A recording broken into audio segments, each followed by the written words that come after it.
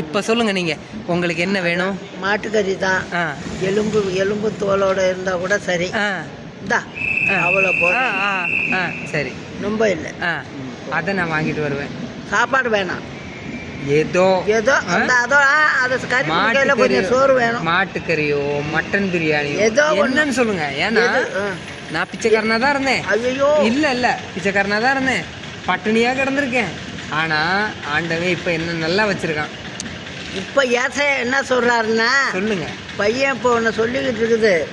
இப்போ என்கிட்ட உள்ளரையே அந்த பையனுக்கு போயிட்டு வந்துட்டா அதுக்கு என்னென்ன நீ செய்யணுமோ அதெல்லாம் செய்யணும்னு எனக்கு சொல்லிட்டாரு. என் உள்ள இருக்கிறது எனக்கு தெரியும். பாட்டி நீங்க எப்போ ஒரு 3ஆம் தேதிக்கு நான் வந்துடுவேன். ஒரு அடுத்த மாசம் 10-15ஆம் தேதிக்குள்ள நான் இங்க வந்து உங்களுக்கு மாட்டுக்கறி சாப்பிட வச்சுட்டு தான் போவேன். சரியா? என் உசுறு இருந்தா நான் வந்துடுவேன். இப்போ அடுத்த மாசம் இல்ல, இன்னைக்கு 30 ஆயிடுச்சு இல்ல. நாளைக்கு 30, இன்னைக்கு 29, நாளைக்கு 30. ஏதோ வண்டி அது நம்மளுக்கு கிடையாது, நம்மளுக்கு 3ஆவது பிளாட்ஃபார்ம்ல 8:30 மணிக்கு தான் வரும். மணி என்ன பாரு, மணி வந்து அவங்களுக்கு கிடையாது ஒன்றும் இல்லையா എൻകിட்ட. ഗൈസ് ഞാനിപ്പോൾ മറ്റേ സൂളൂർപേട്ട് എന്ന് പറഞ്ഞ ആന്ധ്ര ഡിസ്ട്രിക്റ്റിലെ ആന്ധ്ര സംസ്ഥാനത്തിലെ ഒരു റെയിൽവേ സ്റ്റേഷനിലാണ്. എവിടെ ബോർഡ് കാണാൻ പറ്റും, അത് ക്ലിയർ അല്ല എന്ന് തോന്നുന്നു. അപ്പോൾ അവിടെ ഞാനൊരു അമ്മച്ചിനെ കണ്ടു.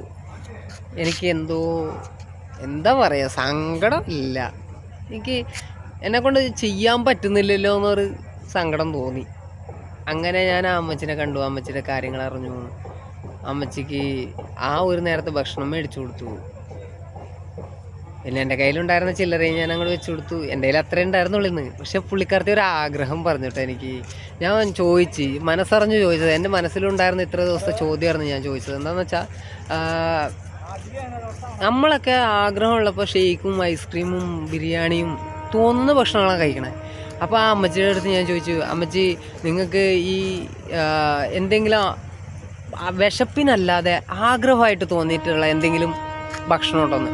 അപ്പോൾ ബീഫും ചോറും എന്ന് പറഞ്ഞ്, ഞാൻ എന്തായാലും ജീവനോടുണ്ടെങ്കിൽ മക്കളെ അടുത്ത മാസം ഒരു 15ആം തീയതി ആവുക. ഞാൻ ചെന്നൈയിൽ നിന്ന് ഇവിടെ 170 കിലോമീറ്റർ ഇപ്പുറത്ത് നിൽക്കുക, സൂളൂർപേട്ട ഞാൻ കണ്ട.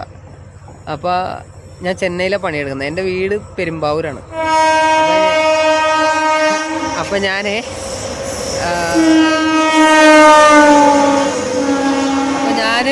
അടുത്ത മാസം അമ്മച്ചിക്ക്